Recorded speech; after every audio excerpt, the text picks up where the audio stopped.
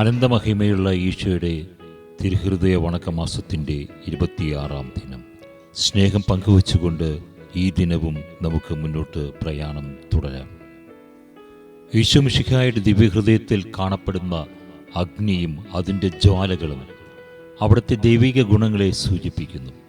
മിശിഹായിൽ മനുഷ്യവർഗത്തിനുണ്ടാകുന്ന സമസ്ത ഗുണലക്ഷണങ്ങളും ദൈവദാനങ്ങളും വരങ്ങളും അളവറ്റ വിധത്തിൽ ഉണ്ടായിരുന്നാലും ദൈവത്വം എന്ന ദിവ്യാഗ്നി തന്നിൽ ഇല്ലായിരുന്നു എങ്കിൽ മനുഷ്യരക്ഷ എന്ന മഹാകാര്യം സാധിക്കുന്നതിന് അവിടത്തേക്ക് അസാധ്യമായി വരുമായിരുന്നു. എന്നാൽ നമ്മെ രക്ഷിക്കുവാൻ മനുഷ്യനായി പിറന്ന ഈ ദിവ്യ ഗുരുനാഥൻ സത്യമായ ദൈവവും സത്യമായ മനുഷ്യനും ആയിരിക്കുകയിൽ അവിടുന്ന് മനുഷ്യ സ്വഭാവത്തിൽ ചെയ്തിട്ടുള്ള പ്രവൃത്തികളും സഹിച്ചിട്ടുള്ള പീഡകളും നടത്തിയിരിക്കുന്ന സമസ്ത കാര്യങ്ങളും ദൈവികമായിട്ടുള്ളവ ആയിരിക്കുന്നു. ആകാശത്തെ വിസ്മയിപ്പിക്കുന്ന ദിവ്യസൂര്യനായ ഈശോയെ അങ്ങേ ഞാൻ ആരാധിക്കുന്നു. സ്വർഗവാസികളുടെ സന്തോഷമേ, പ്രകാശമേ, അങ്ങേ ഞാൻ സ്നേഹിക്കുന്നു. സ്നേഹം നിറഞ്ഞ ഈശോയുടെ ദിവ്യഹൃദയമേ, കർത്താവെ, പാപാന്തകാരത്താൽ അവലക്ഷണമായിരിക്കുന്ന എൻ്റെ ആത്മാവിനെ തൃക്കൺ പാർക്കണമേ. ഞാൻ അങ്ങേ ദൈവിക ശക്തിയെയും സ്നേഹത്തെയും അറിയുന്നതിനും അങ്ങേ സദാ പ്രസാദിപ്പിക്കുന്നതിനും അങ്ങേ നേർക്കുള്ള സ്നേഹത്താൽ ജ്വലിക്കുന്നതിനും കർത്താവെ, എനിക്ക് ഇടവരുത്തി അരുളേണമേ.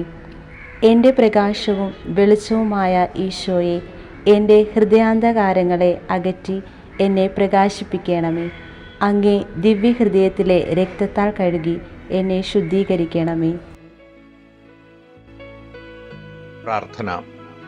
കർത്താവേ, അങ്ങേ മണവാട്ടിയായ തിരുസഭയ്ക്ക് പൂർണ്ണ സ്വാതന്ത്ര്യം കൊടുത്തരുളേണമേ. ഞങ്ങളുടെ പിതാവായ പരിശുദ്ധ പാപ്പായെ സംരക്ഷിക്കണമേ. എല്ലാവരും അങ്ങേ ഏക സത്യസഭയെ അറിഞ്ഞ് ഏക ഇടയൻ്റെ കീഴാകുന്നതിന് വേഗത്തിൽ ഇടവരുത്തണമേ. നിർഭാഗ്യ പാപികളുടെ മേൽ കൃപയായിരിക്കണമേ.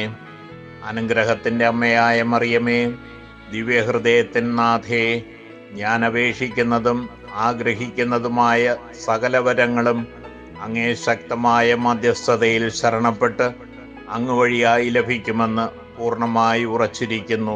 ആമേൻ. മലാക്കി പ്രവാചകന്റെ വാക്യപ്രകാരം അവിടുന്ന് നീതിയുടെ സൂര്യനാകുന്നു. മിശിഹ തന്നെ അരുളി ചെയ്ത പ്രകാരമാണ്, ഞാൻ ലോകത്തിൻ്റെ വെളിച്ചമാകുന്നു. എൻ്റെ പിന്നാലെ വരുന്നവൻ അന്ധകാരത്തിൽ നടക്കുന്നില്ല, അവന് ആയുസ്സിൻ്റെ വെളിച്ചം കിട്ടുകയും ചെയ്യുന്നു. പലപ്പോഴും ആ വെളിച്ചം നമ്മിലേക്ക് എത്തപ്പെടാത്തത് നമ്മളെ പാപാന്തകാരമായ അവസ്ഥകൾ തന്നെയാണ്, നമ്മുടെ അഹന്തകൾ തന്നെയാണ്.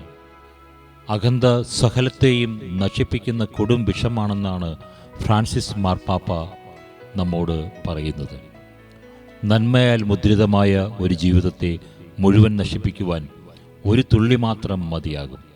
ഒരു മനുഷ്യൻ ഒരു കുന്ന് ജീവകാരുണ്യ പ്രവർത്തനങ്ങൾ ചെയ്തിട്ടുണ്ടാകും, അംഗീകാരവും പ്രശംസയും കൊയ്തിരിക്കാം.